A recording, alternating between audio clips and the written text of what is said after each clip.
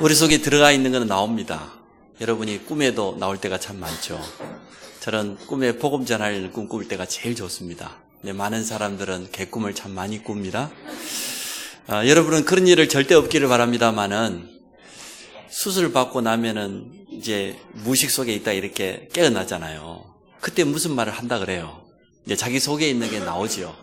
그때 오직 예수 이러면 좋은데 여러분이 막 다른 게 나와버리면 참 곤란해집니다. 생각지도 못하게 그냥 유행가가 나오고 그러면 안 되기 때문에 늘 여러분이 복음으로 각인되기를 축복합니다. 우리 속에 들어가 있는 게 결국 나와요. 요셉이 가슴속에 담고 있었던 건 뭐였습니까? 하나님 주신 언약이었습니다. 그 언약 중심으로 모든 걸 보고 모든 걸 해석했어요. 그렇기 때문에 요셉의 인생은 언약이 성취되는 그런 응답을 누리게 되어졌습니다. 갈렙이 이런 고백을 했습니다. 나이가 내가 비록 85세지만 내 가슴속에 담겨 있는 거 있다. 뭐냐? 45년 전 내가 젊은 40세 때 가데스 바네아에서 저 가나안 땅을 12지파가 정탐하는 가운데 자기도 자기 지파 대표로 다녀왔잖아요. 그때 내가 하나님이 세운 지도자 모세 앞에서 믿음의 고백을 했다. 저 땅은 하나님 우리에게 주신 땅이라고. 우리의 밥이라고. 그때 하나님은 주의 종 모세를 통해서 분명히 내게 약속했다. 너와 네 후손에게 그 땅을 주겠다고. 네가 정탐했던 그 땅을 주겠다고. 이스라엘이 가나안 땅을 다 정복했는데 아낙 자손이 있는 거인이 있는 이 갈렙이 정탐했던 그 땅만 차지하지 못하는 거예요. 그때 갈렙이 들고 나온 게 뭡니까? 언약이었습니다. 그 말은 갈렙의 가슴 속에 45년 동안 박혀 있었다는 거예요. 여러분 속에 뭐가 들어가 있습니까? 여러분 속에 각인되어 있는 게 나와요. 뭐라고 고백합니까? 내가 그때나 지금이나 똑같다는 거예요. 어떻게 40세하고 85세하고 똑같을 수가 있어요. 내가 출입도 감당할 수 있고 싸움도 감당할 수 있고 그때나 지금이나 건강이 똑같은 게 아니고 언약이 한결같다 그 말이에요. 하나님 앞에서 내 중심이 한결같다는 거예요. 그래서 안악산지르가 차지하는 거 보세요. 우리 가슴속에 담겨있는 대로 응답받아요. 그래서 우리는 올바른 복음이 각인되기를 원하고 하나님의 말씀이 깊이 뿌려내리기를 원합니다. 사울왕의 가슴속에는 다른 게 들어가 있었어요. 세상 것, 세상 사람이 좋아하는 것, 명예, 권력, 왕자리라고 하는 그거, 길이 우리 가문이, 우리 후손이 이 왕권을 이어받는 그게 사울의 가슴속에 들어가 있었어요. 그거 가지고 사단이 공격하잖아요. 다윗은 한 번도 왕 돼야 되겠다고 욕심낸 적 없어요.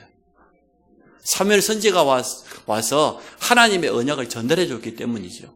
그런데도 다윗은 왕자리에가 있는 게 아니고 가슴은 성전, 하나님의 언약궤를 모실 성전, 후대에게 전달해야 될 이 언약, 그게 다윗의 가슴 속에 있어요.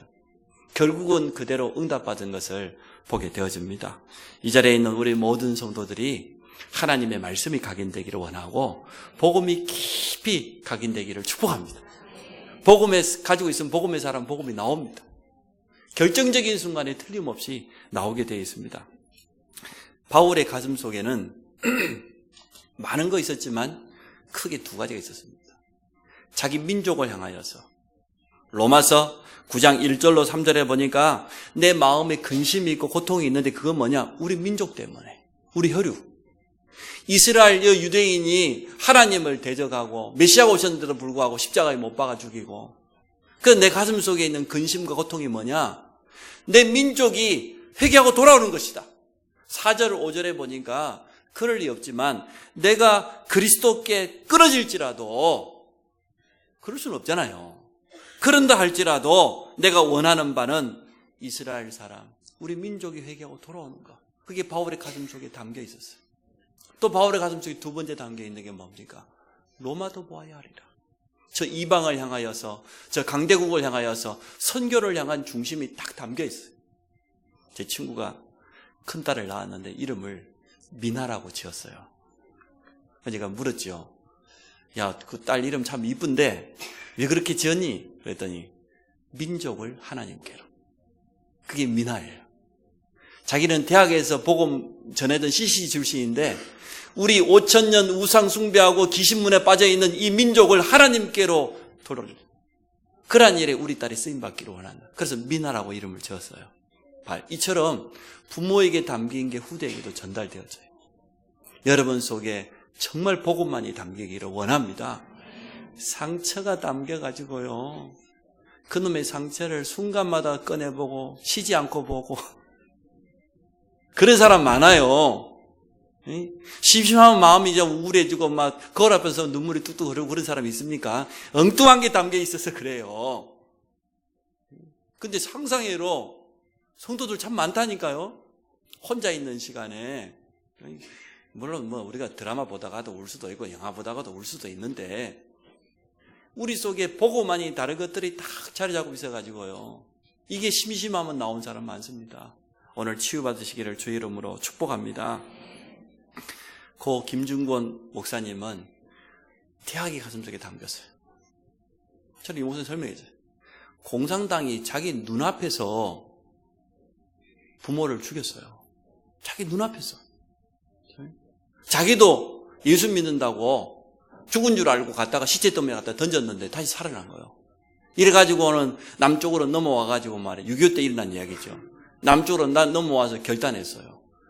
어떻게 저런 일이 있을 수 있냐 말이에요. 같은 민족끼리 이렇게 할 수 있냐.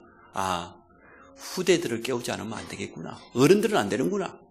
그래서 저 대학생들을 깨우고 대학생들을 영적인 지도자로 세우지 않으면 우리 민족은 안 되는구나. 사촌이 논 사면 땅 사면 배 아픈 그런 민족인데 그래서 가장 젊은 대학생들을 복음으로 깨우쳐야 되겠다. 일평생 동안 대학이 가슴속에 있었어요. 민족이 가슴속에 있어요. 민족이 여러분 찬양했죠? 김중권 박사가 지은 찬양. 그게 가슴속에 있었던 거예요. 오늘 여러분의 가슴속에 무엇이 있냐 그게 중요해요. 오늘 야곱의 가슴속에 있는 걸 마지막으로 자녀들에게 축복하면서 기도하고 갔거든요. 우리 후대에게 이러한 축복을 남기기를 원합니다. 언약이 담겨있고 각인되어 있다고 하면 반드시 나오게 되어 있습니다. 그러면 일단 고백이 달라요. 담겨 있으니까. 말이 다르다니까요. 일과 사건, 사람을 만나도 또 달라요. 속에 있는 것 가지고 많은 사람을 만나게 되기 때문에 중요한 선택할 때 되면 또 다릅니다. 오늘 제목이 야곱의 축복 기도입니다. 첫 번째, 야곱의 가슴속에 담겨 있었던 것. 일평생 동안 야곱은 뭐 담고 살았습니까? 베델의 언약을 담고 살았습니다. 형을 피해서 도망갑니다. 지쳐 쓰러집니다. 부모도 도울 수 없습니다. 아무도 자기를 도울 수 없다고 생각했어요. 그때 하나님이 찾아오신 거예요. 우리 인간이 참 교만해요. 내가 할 수 있다. 내가 가진 거 있다. 내 능력이 있다. 하나님 바라보지 않습니다. 하나님 의지하지 않습니다. 나중에는요, 건강 뺏기고, 돈 뺏기고, 자식 빼앗기고, 그때서야 돌아옵니다. 얼마나 어리석은지 몰라요. 우리 인간이 그렇게 교만해요. 오늘 야곱은 아무것도 의지할 거 없어요. 여러분 남편들이 좀 무시할 게 있으니까 지금 안 돌아오고 있는 거예요. 기도 많이 하시기 바랍니다. 아니, 누가 도와줄 수 있습니까? 도망자인데. 근데 그때 베델에서 하나님이 야곱에게 찾아오신 거예요. 나는 네 조부 아브라함의 하나님이다. 네 아버지 이삭의 하나님이다. 그 말은 이제 너의 하나님이다. 그 말이에요. 여러분의 하나님 되시기 바랍니다. 아브라함의 하나님, 이삭의 하나님 무슨 말입니까? 언약의 하나님이다. 그 말이에요. 언약이란 말이 뭡니까? 하나님이 약속을 주시고 그 약속을 반드시 이루시는 하나님이다. 그 말이에요. 우리가 오늘 예배 드릴 때 이 말씀을 약속으로 붙잡으면 돼요. 그게 언약이라고 그래요. 반드시 이루어지게 돼요. 그 하나님이 뭐라고 합니까? 야곱에게 하는 말입니다. 이 땅을 너와 네 조선에게 영원히 주겠다. 그리고 네 후손은 땅의 티끌까지 될 것이다. 죽을까 살까 몰라가지고 죽음의 이 앞에 도망가는 이 야곱에게 네 후손이 땅의 티끌까지 절대 안 준다 그 말이에요. 또 네 후손으로 말미암아 땅의 모든 족속이 복을 얻게 될 것이다. 이게 야곱이 붙잡은 언약이에요. 내가 너와 함께 하겠다. 네가 어디로 가든지 너를 지켜 보호하고 내게 준 이 약속을 이루기까지 너를 떠나지 아니하겠다 말이에요. 이게 야곱의 가슴속에 일평생 담겨 있었던 거예요. 베델에서 만난 하나님, 베델에서 하나님 내게 주셨던 그 약속, 그 언약을 비록 실수가 많고 단점이 많고 인본주의를 쓰기도 했지만 결정적인 순간에는 야곱의 가슴속에 뭐가 담겨 있었냐? 베델의 언약이 담겨 있었어요. 이 자리에 있는 우리 모든 성도들에게 이 언약이 담기기를 원합니다. 하나님은 내 편이다. 하나님 나와 함께 하신다. 내가 어디로 가든지, 내가 어디 있든지, 무슨 일을 당하든지 하나님 나와 함께 하신다. 내게 주신 그 언약을 이루시기까지 내가 너를 떠나지 않겠다. 세상 끝날까지 함께 하겠다. 그게 베델의 언약이에요. 야곱이 가슴속에 그걸 담고 있었어요. 야곱이 두 번째 뭘 담고 있었습니까? 야곱 인생의 두 번째 기회가 또 형 때문에 찾아왔잖아요. 형이 죽이겠다고 하니까 그것도 400명 군인을 데리고 그때 어디로 갔습니까? 야복 강가로 갔습니다. 그때까지도 남아있어요. 참 사람 체질이 무서워요. 아니 자기 부인이 4명인데요. 두 부인은 외삼촌 라반의 딸이고 나머지 두 부인은 그 딸들의 몸종들이에요. 제일 첫 번째 때를 보냅니다. 몸종들, 몸종 부인, 그리고 거기서 난 아이들, 그리고는 한 때를 보내요. 그 다음에 부인 중에 두 번째 사랑하는 여자. 어쩌면 머리 그리 잘 쓰는지. 마지막에 세 번째는 자기가 제일 사랑하는 나의 제일 뒤에. 첫 번째 빼앗기면 두 번째도 뭐 두 번째 빼앗기면 세 배. 그리고 나서 자기는 또 세 때 보내고 제일 뒤에 남았어. 무슨 남자가 이런 남자가 있습니까? 글쎄. 에이? 죽을지 죽더라도 남자가 앞장서 가야지 말이에요. 응? 하여튼 아브라함, 이삭, 야곱에게까지요 이게 이어졌어요. 아브라함도 마누라 팔고 이삭도 마누라 팔고 이제는 이 야곱은 아예 마누라 4명을 다 팔아먹으려고. 참 영적인 대물이 무서워요. 그리고 마지막에 혼자 남아서 어떻게 합니까? 야복강가에 있습니다. 천사와 씨름을 하는데 밤새도록 씨름을 했어요. 천사가 내가 지금 가야 될 시간을 내일 놔라. 못 논다는 거예요. 뭐라고 고백합니까? 창세기 여러분 32장 읽어보셨습니까? 32장 26절에 보니까 당신이 내게 축복하지 아니하면 가게 하지 아니하겠나이다. 그게 야곱의 영적인 욕심이에요. 그게 야곱의 믿음이에요. 하나님이 그걸 기뻐 받으신 거예요. 비록 인본주의는 다 쓰고 남자다운 면은 하나도 없지만 하나님을 향하여서는 분명한 믿음이 있어요. 하나님이 축복하시면 된다. 하나님이 나와 함께 하시면 된단 말이에요. 그 영적인 욕심을 보고 하나님이 야곱을 참 기뻐하셨던 것 같아요. 야곱이 그래도 하나님 보시기 눈에는 이뻤던 것 같아요. 여러분 자식이 100번 못된 짓 해도 한 번만 이쁜 짓 해도 이쁘죠. 그럴 것 아닙니까? 야곱의 가슴속에 그거 있었다는 거예요. 그때 받은 이름입니다. 네 이름을 다시는 야곱이라고 하지 마라. 오늘부터 내 이름은 뭐냐? 하나님과 겨루어서 이겼다. 이스라엘. 이스라엘이라 하라. 여기에 있는 우리 모두가 이스라엘의 축복받은 줄로 믿습니다. 하나님이 축복하시는 백성이다 말이에요. 사단이 건드릴 수 없어요. 세상의 문화가 넘어뜨릴 수 없어요. 우리 렘넌트들을 복음 가지고 있다고 하면 그게 야곱의 가슴속에 있었다는 거예요. 세 번째, 오늘 야곱의 인생 마지막에 자녀들 앞에 고백합니다. 자기 마음속에 담고 있었던 거. 뭘 담고 있었습니까? 가나안. 렘넌트는 눈 뜨세요. 정신 똑바로 차리고. 예배 시간에 지금 졸고 있으면 어떻게 해 지금? 어른들은 눈 뜨고 졸아도 돼요. 근데 렘넌트는 절대로 졸면 안 돼. 지금 예배 시간만 되면 조는 렘넌트들이 5손가락 안에 있어요. 지금 내가 지금 꽉 딱 꽂고 있는데 엄청 내가 지금 축복하고 있습니다. 야곱의 가슴속에 세 번째 뭐가 담겨 있었냐? 가나안. 오늘 야곱이 마지막 부탁을 합니다. 47장 앞장으로 돌아갑니다. 뭐라고 부탁합니까? 특히 이제는 29절에 이스라엘이, 야곱의 이름이 바뀌었잖아요. 이스라엘로. 이스라엘이 죽을 날이 가까움에 그의 아들 요셉을 불러 그에게 이르되 이제 내가 내게 은혜를 입었거든 청하노니 내 손을 내 허벅지 아래에 놓고 인애와 성실하고 내게 행하여 애굽에 나를 장사하지 아니하도록 하라. 자기가 죽을 날이 가까웠는데 나를 이곳에서 장사하지 말고 30절에 내가 조상들과 함께 눕거든 너는 나를 애굽에서 메어다가 조상의 묘지에 장사하라. 요셉이 이르되 내가 아버지의 말씀대로 행하리이다. 야곱의 가슴속에 세 번째 담겨 있는 게 뭐냐? 가나안. 하나님께서 아브라함 자기 조부를 부르시면서 가나안의 약속을 주셨어요. 오실 메시아의 언약을 주셨습니다.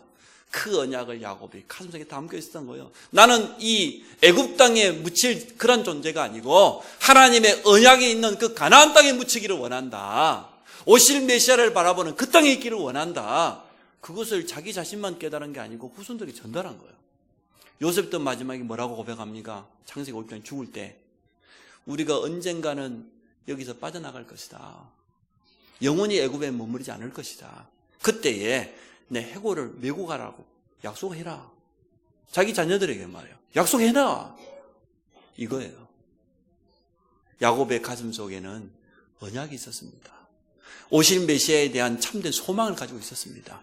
구약은 그림자 아닙니까? 아직 메시아가 오시지 않았기 때문에 그림자인데도 불구하고 오실 메시아를 바라보면서 피해배만 들여도 성공했어요. 피해배만 들여서 저주에서 승리했어요. 사단을 꺾었어요. 이게 야곱의 가슴 속에 있었던 거예요. 이 자리에 있는 우리 모든 성도들 속에 이 언약이 담기기 바랍니다. 나는 오직 복음, 오직 그리스도, 그리고 내가 바라봐야 될 땅은 세계 현장, 세계 복음화. 야곱이 이 속에서 자신의 정체성을 잊지 않았습니다. 언약은 양보하지 않았어요. 결정적인 순간에 하나님 앞에 섰습니다. 하나님의 뜻이 뭐냐? 그래서 야곱은 참 정체성이 분명한 사람이었습니다. 오늘 두 번째 본문입니다. 자녀들을 축복하는 야곱을 보십시오. 후손들 앞에서 증인으로 섰는데 오늘 이제 48장 우리가 읽었죠? 우리가 후대들 앞에 증인으로 서기를 원합니다. 복음이, 언약이 우리 후대들과 소통되어지는 그런 축복 누리기를 원합니다. 성경에 보니까 자기 후손들과 이 언약이 소통된 사람들이 많아요. 다 말할 수는 없죠. 7렘넌트는 말할 것도 없고요. 여호수아가 인생 마지막에 뭐라고 합니까? 이스라엘 12지파의 모든 장로들, 유사들을 불러놓고 오늘날 너희가 선택을 해라. 너희가 저 애굽 땅에 종살이하다 나왔지 않냐? 애굽 땅에 있는 우상을 섬길래? 우리가 광야길을 올 때 그때 섬기던 신을 섬길래? 가나안 땅에 있는 이 우상을 섬길래? 선택을 해라. 그러나 나와 내 집은 오직 여호와만 섬기겠다. 그리 고백을 했어요. 자기 자신과 자기 후대에게 언약을 전달했어요. 그때 이스라엘의 모든 대표들이 뭐라고 합니까? 우리도 그리하겠나이다. 우리도 오직 여호와만 섬기겠나이다. 인생 마지막에 유언을 참 잘했어요. 마지막 순간에 후대들의 가슴속에 언약을 남기고 가시기 바랍니다. 오직 여호와라고 하는 그 언약을 여호수아는 남겼어요. 다윗 보세요. 아들 솔로몬에게 마지막 유언을 뭐라고 합니까? 너가 앞으로 왕이 될 건데 첫째, 너는 힘써 대장부가 되라. 아들들을 남자답게 키우시기 바랍니다. 자기 앞가림할 수 있는 사나이로 키우시기 바랍니다. 좀 영적인 사나이로. 세상 사람들도 막 사나이 그러는데 말이에요. 자기 앞가림도 못해가지고 부모에게 빌빌거리고. 그게 어떻게 이제 렘넌트 그게. 공주는, 딸들은 공주답게. 오케이. 너는 힘써 대장부가 되고, 두 번째가 뭡니까? 여호와의 명령을 지켜라. 하나님의 말씀을 떠나지 마라. 그 율법책에 기록된 것을 지켜 행하면 네 인생이 형통하게 될 것이다. 여러분 말씀 따라가시기 바랍니다. 다윗이 참 멋있는 유언을 했어요. 저도 그러기로 싶어요. 남자답게 살고 여자답게 살고 그 하나님 말씀대로 순종하는 삶을 살아라. 그래야하면 네 길이 형통하리라. 오늘 야곱이 그런 유언을 하게 된 걸 보게 되어집니다. 조상에게 언약을 주시고 자기와 함께하던 하나님을 또 찬양합니다. 오늘 15절 보십시오. 그가 요셉을 위하여 축복하 이르되 내 조부 아브라함과 아버지 이삭이 섬기던 하나님, 그 하나님이 나의 출생부터 지금까지 나를 지키셨다. 16절에 보니까 환난에서 나를 모든 환난에서 건지신 여호와께서 축복하기를 원한다. 자기 인생의 증거 있단 말이에요. 자기 인생을 지금 걸고 말하는 거예요. 우리가 응답도 없고 증거도 없으면 자녀들에게 언약 전달한다? 말로 아무리 해봐요. 안 되어져요. 그러나 오늘 야곱은 자기 인생의 걸음걸음 순간순간마다 함께 하셨던 하나님, 자기를 보호하시고 인도하셨던 그 하나님을 찬양한 증거를 가지고 후손들 앞에 선 줄로 믿습니다. 이 자리에 있는 우리 모든 성도들 그렇게 되기를 축복합니다. 자기 삶이었잖아요. 그러면서 자녀들에게 말합니다. 또 뭐라고 남깁니까? 21절에 이스라엘이 요셉에게 또 이르되 나는 주구나 하나님이 너희와 함께 계시다. 너희를 인도하여 너희 조상의 땅으로 돌아가게 하시려니와. 뭘 예언합니까? 내가 단순하게 지금 가나안 땅에 묻히기를 원하는 게 아니고 오늘 우리 후손들이 반드시 가나안 땅으로 돌아가게 될 것이다. 애굽 땅에 머무를 것이 아니고 하나님이 약속하신 그 언약의 땅으로 돌아가게 될 것이다. 그걸 예언하잖아요. 그러면서 22절에 내가 내게 내 형제보다 세겜 땅을 더 주었다. 요셉에게는요, 이 원어에 보니까 2배의 축복을 주었어요. 똑같은 12아들이 있지만 요셉에게는 2배의 축복을 주었어요. 참, 이 야곱이 인생 마지막을 멋있게 마무리했어요. 하나님께서 그 약속하신 그대로 응답해 주셨습니다. 또 49장에 넘어가 보면은 야곱의 12아들을 축복한 내용들이 지금 많이 나와 있습니다. 여러분 돌아가서 한번 읽어봐 보시기 바랍니다. 그 중에서도 오늘 유다를 축복하는 내용이 8절에 보니까 49장 8절에 시작. 유다야 너는 너희 형제의 찬송이 될지라. 내 손이 내 원수의 목을 잡을 것이요 내 아버지 아들들이 내 앞에 절하리로다. 무슨 말입니까? 아브라함과 이삭과 야곱과 유다, 마태복음 1장에 있는 메시아의 족보 속에 야곱의 12아들 가운데 유다가 그 흐름 속에 있다.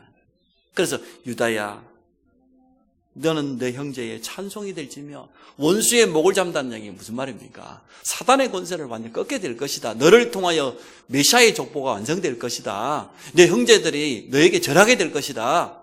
또 10절에 보니까 규가 유다를 떠나지 않고 뭡니까? 왕권입니다. 왕권이 너에게 돼. 영적인 어마어마한 비밀이죠. 그리스도 안에 있는 왕적인 권세가 임하게 될 것이다. 이런 축복을 오늘 유다가 그대로 받게 된 걸 봅니다. 또 요셉에게는 뭐라고 말합니까? 특히 22절입니다. 22절 한번 볼게요. 시작. 요셉은 무성한 가지 곧 샘 곁에 무성한 가지라. 그 가지가 담을 넘었도다. 아니 샘 곁에 있는 가지라고만 해도 대단한데 그 가지가 얼마나 풍성하고 넘쳤던지 담을 넘어가 버렸어요. 여러분이 그런 응답 받으시기 바랍니다. 이거는 육신적인 물질의 복을 말하는 게 아니지요. 영육간의 모든 걸 다 포함합니다.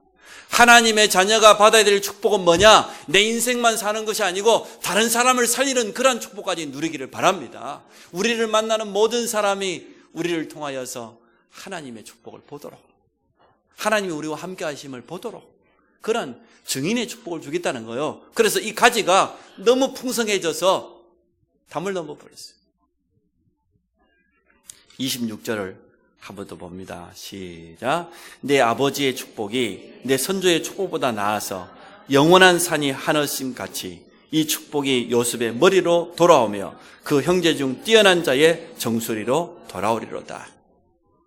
아버지 이삭과 할아버지 아브라함이 받았던 축복보다 내가 받은 축복이 더 근데 그 축복이 요셉 너에게 임하기를 원한다는 거예요. 아들 유다를 축복하고 나머지 아들들 다 축복한 내용이 있습니다. 특별히 요셉에게요. 네가 받아야 될 축복이 이런 축복이다. 야곱이 축복한 그 기도가 그대로 이루어진 것을 성경은 증거하고 있습니다. 오늘 이 자리에 있는 렘넌트는 꼭 기억하세요. 축복에는 통로가 있어요. 무조건 축복이 임하지 않아요. 저주도 통로가 있어요. 불신자들은 조상으로부터 부모로부터 우상 숭배하는 영적인 대물림, 영적인 문제, 정신 문제 내려옵니다. 근데 축복은 반드시 통로가 있어요. 궁극적으로 모든 축복은 누구로부터 옵니까? 하나님께로부터 옵니다. 하나님이 허락하시지 않으면 그 어떤 축복도 받을 수 없어요. 그런데 그 하나님이 축복하시는 분명한 통로가 있어요. 부모입니다. 부모를 통하여서 자녀를 축복하십니다. 그래서 이 자리에 있는 우리 모든 렘넌트들은 부모의 권위를 인정하세요. 네 부모를 공경하라. 그게 약속이 있는 첫 계명이에요. 10계명 중에서 왜 약속이 있는 첫 계명이에요? 첫 계명이 여호와 하나님을 사랑하는 게 첫 계명인데 여기 약속 있는 첫 계명이라고 그랬어요. 1계명부터 4계명까지는 하나님께 대한 거예요. 근데 5계명부터가 사람과 사이한 그 첫 번째가 네 부모거든요. 네 부모를 공경하라고. 그래서 이 자리에 있는 우리 모든 렘넌트들은 부모에게 300% 순종하시기 바랍니다. 불신 부모라 할지라도 신앙 외에는 나머지는 양보할. 신앙 외에는 전부 내려놓을 수 있어요. 우리가 신앙만 양보하지 못할 뿐이지. 또 축복의 통로가 두 번째 뭡니까? 주의 종입니다. 신명기 21장 5절에 보니까 모세가 하나님께 받은 말씀이지요. 하나님께서 이렇게 축복해 주겠다. 뭘? 레위 지파 제사장을 통하여서 주의 종을 통하여서 이스라엘 백성을 이렇게 축복해 주겠다. 그래서 주의 종에게는 예배권이 있어요. 말씀을 선포할 수 있는. 또 두 번째 뭐가 있습니까? 판결권이 있어요. 교회는 민주주의 아닙니다. 손들은 숫자대로 하지 않습니다. 세 번째 축복권이 있어요. 이 세 가지 권세를 주의 종에게 주었어요. 그래서 우리 모든 렘넌트들이 정말로 우리 장로님들 가슴속에 담기고 주의 종 속에 담기는 그런 축복을 누리시기를 바랍니다. 세 번째입니다. 자녀에게 전달해야 될 언약과 축복이 있습니다. 부모가 먼저 해야 돼요. 부모가 먼저 복음이 각인돼야 돼요.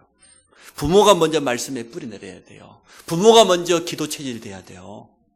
자녀에게 말할 것이 아니고 내가 증인으로 서면 돼요. 내가 복음이 각인되고 말씀에 뿌리 내리고 기도의 체질이 되어지고 전도자의 삶을 살면 우리 후대들은 그대로 따라오게 되어 있습니다. 갈보리산 십자가에서 우리 주님은 모든 문제를 다 해결하셨습니다. 복음의 능력을 아는 자에게는 당연히 찾아오는 게 뭡니까? 확신과 감사. 그리고 예배와 기도를 통하여서 이 비밀이 우리 후대에게 전달돼야 됩니다. 인간이 하나님께 드릴 수 있는 최고의 영광, 최고 경배가 예배입니다.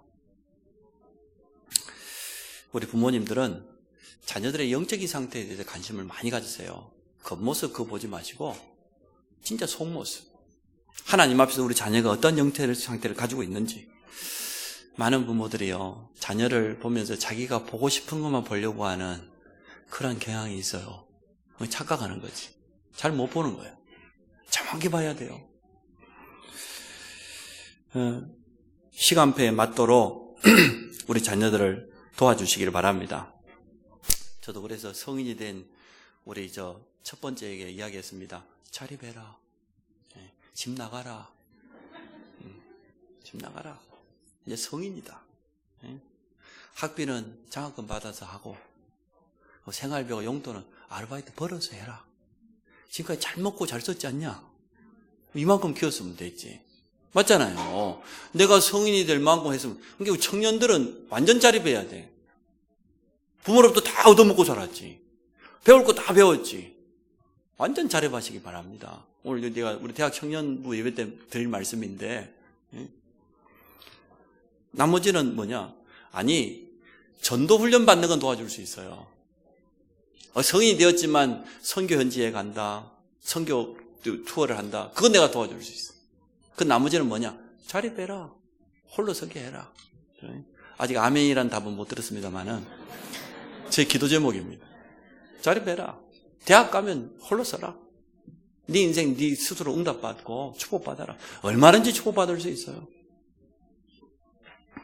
대학 청년들도 자립하시기를 바랍니다. 부모의 기대에 살지 말고 부모를 도우세요. 그래서 자기 학가름도 못하는 그런 인생을 어디서 복음의 능력이 그렇게 없습니까? 도대체 난 도무지 이해가 안 돼요. 아니, 복음 가지고 있고 언약 잡았다고 하면 자기 학가름도 못해가지고 그런 주제는 연애도 하지 마. 자기 학가름도 못해. 누구를 고생시키려고 도대체 말이야. 렘넌트들이 치유받아야 돼요. 진짜 언약의 사람, 복음의 사람으로 치유받아야 돼요. 우리가 가지고 있는 이 복음은 말로만 하는 게 아닙니다.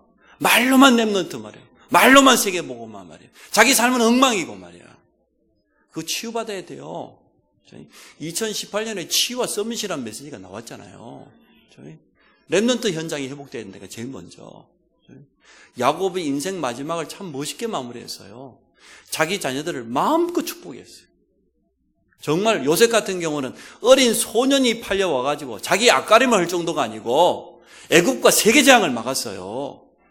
그런 응답받기를 우리 렘넌트들에게 축복합니다. 복음의 능력이 말이요, 다른 사람 살릴 만큼 그래야 될 것 아닙니까? 그리고 눈을 똑바로 뜨고 인도를 잘 받으세요. 결정적인 순간에 성령 인도를 잘 받아야 돼요. 대학 청년들이. 전도와 선교의 축복, 이 사명을 우리 후대에게 심기를 원합니다. 그래서 우리 부모님들과 모든 교사들이 미션을 줍니다. 자녀들과 함께 현장을 가라. 렘넌트와 함께 현장을 해보게라. 우리 렘넌트는 스스로 현장 가기 어려워요. 현장에 있지만 교사들이 가서 조그만 팀이 되어서 현장 보는 눈을 열어주고 전도 현장을 보여주면 금방 눈이 열립니다. 부모들과 함께, 부모들이 자녀들을 데리고 현장에 가서 실제로 불신자들이 당하고 있는 어려움들 보여주고 말이에요. 오직 그리스도 복음만이 해답인 것을 확인해야 될 것 아닙니까? 이게 미션입니다. 2018년에 우리 부모와 교사들의 미션 중에 미션이 뭐냐? 자녀와 함께, 렘넌트와 함께 현장을 회복하는 것이다. 세상 끝날까지 함께 하시겠다 분명히 약속이기 때문에 증인의 삶을 사는 겁니다. 우리 삶의 궁극적인 목표는 전도 선교입니다. 내가 건강해야 될 이유, 내가 돈 벌어야 될 이유, 내가 학교 가야 될 이유, 내가 달란트 찾아야 될 이유, 그 모든 목표가 뭐냐? 전도 선교예요. 이런 가치 있는 삶을 살 수 있도록 모든 후대들에게 언약을 전달하시기를 축복합니다. 이제 우리 새 학기를 맞이합니다. 렘넌트들이 새로운 대학으로 가기도 하고 또 고등학교로 또 새 학년으로 한 단계 올라가서 진학을 합니다. 현장으로 나가는 렘넌트들이 가슴속에 꼭 담으세요. 영적인 힘 가지고 나가셔야 돼요. 영적인 힘 가지고 가면 그 현장에는 응답이 이미 예비되어 있는 것을 보게 되어질 겁니다. 하나님 주신 이 복음 완전합니다. 복음의 능력. 전도와 선교의 사명을 가지고 나가시기를 바랍니다. 부모의 기도 배경 여러분 가지고 있어요. 우리 교회가 우리 렘넌트를 위해서 끊임없이 기도하고 있습니다. 이 축복 가지고 렘넌트 자부심 가지고 현장에 나가시기를 바랍니다. 그래서 우리 렘넌트들이 모든 학교 현장이 복음으로 살아나는 그런 증거를 보게 될 줄 믿습니다. 결론을 말씀드릴게요. 야곱이 일평생인 가슴속에 담고 있었던 거, 그게 뭐였습니까? 베델의 언약, 하나님께 주신 그 약속 말이에요. 이스라엘이라는 이름의 축복, 하나님이 축복하시는 이름, 가나안이라고 하는 오실 메시아에 대한 분명한 복음, 이게 야곱의 가슴속에 있었어요. 그걸 어떻게 했습니까? 그걸 자녀들에게 전달했어요. 마지막 순간에 가장 중요한 것을 전달하고 이 축복을 기도로 남긴 줄 믿습니다. 우리 후대에게 무엇을 담느냐? 무엇을 접느냐? 전달하느냐? 그게 우리 교회의 미래예요. 결국은. 근데 그 축복이 그대로 응답되었습니다. 성취되었습니다. 우리 부모와 자녀가 함께 이 언약 성취의 축복을 누리기를 축원합니다. 살아계신 하나님 감사합니다. 오늘 야곱의 축복 기도를 통하여서 일평생 동안 가슴에 담고 있던 언약을 후대에게 전달했던 것처럼 이 자리에 있는 우리 부모들을 축복하여 주시기를 원합니다. 영적인 정확한 눈을 떠서 우리 자녀와 우리 가정과 가문을 바라볼 수 있도록 축복하여 주옵소서. 그래서 복음 안에서 치유되어지고 회복되어지는 이런 응답을 허락하여 주시고 우리 자녀와 함께 언약 성취의 축복을 누리도록 역사하여 주옵소서. 예수 그리스도 이름으로 기도합니다. 아멘.